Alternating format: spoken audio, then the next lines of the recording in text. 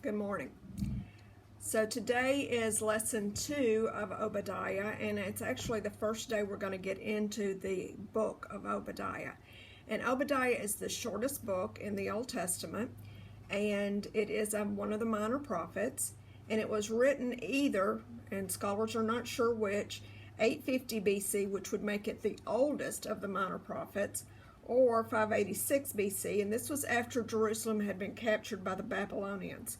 So they're not sure, but in either case, the descendants of Esau have settled in Edom. And we talked about Edom and Esau at length yesterday.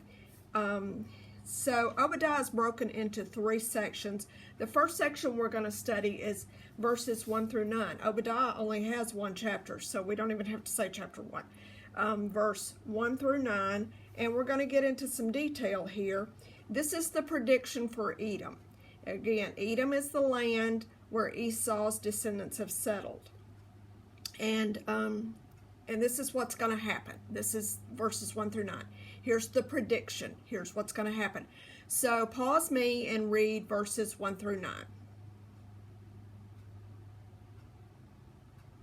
Okay, in verse 1, Obadiah has a vision, and an envoy is sent to the nation. So an envoy can be either human or angelic, and it doesn't say, so there's no reason for us just to guess.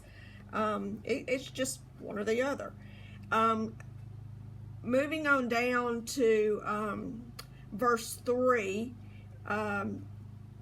it talks about living in the clefts of the rocks. So if you are an Indiana Jones fan and you watch the 3rd movie, and it's Indiana Jones and the Last Crusade, the one where his dad is in it, and they go to Jordan and they find this in the crevices of the ground. They find this building carved in the ground, in the rock, and this is actually in Petra, Jordan, and it was at this time in Edom, it was the treasury. It is still there. You can go see it. You can look it up on the internet. Beautiful pictures. It's a pretty awesome place. So this building and these types of buildings were there. In verse 5 and 6, it talks about being robbed. Well, so Petra is on the trade route, on the Syrian-Arabian trade route. So lots of money flowing through there. It was a pretty rich town. So the treasury is full. So Obadiah is saying it's going to get all stolen. It's all going to get stolen. In verse 7, he talks about who is going to do this. So he says, your allies will force you to the borders and your friends will deceive you and overpower you. Well, your allies are and your friends, they had this confederacy, these 7, I'm sorry, not 7, it's in verse 7. These nations, Moab, Ammon, Tyre, Sidon, Edom, and some other smaller ones had formed this confederacy against their enemies, the Babylonians, and maybe even the Assyrians before that. So verse 7 saying, these guys are going to turn against you.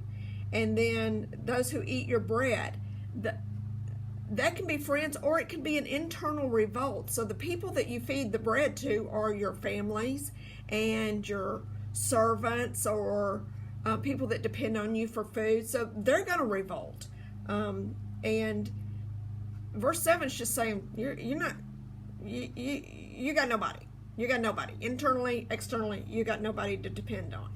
At the end of verse 7, he says, but you won't detect it because you're so blissfully ignorant of the hatred flowing around you that you don't even know. You're just so arrogant you think everything is fine. So Edom is not a happy place at this point, although the leaders are fooling themselves into thinking that it is. Verse 8 talks about Teman, the mountain, your warriors, O Teman, I'm sorry, that's 9, but the wise men, the men of understanding, they'll be destroyed. So Teman was a city that was noted for its wise men. And just a note, Eliphaz, who was one of Job's friends, was from Teman. So this is kind of the Harvard, if you will, of Edom at this point. And then it says, your mountains of Esau, the whole land of Edom is going to come to destruction. And then verse 9 ends when saying, everyone will be cut down. So short lesson, just a prediction, and tomorrow we'll get into more of Obadiah. Have a good day.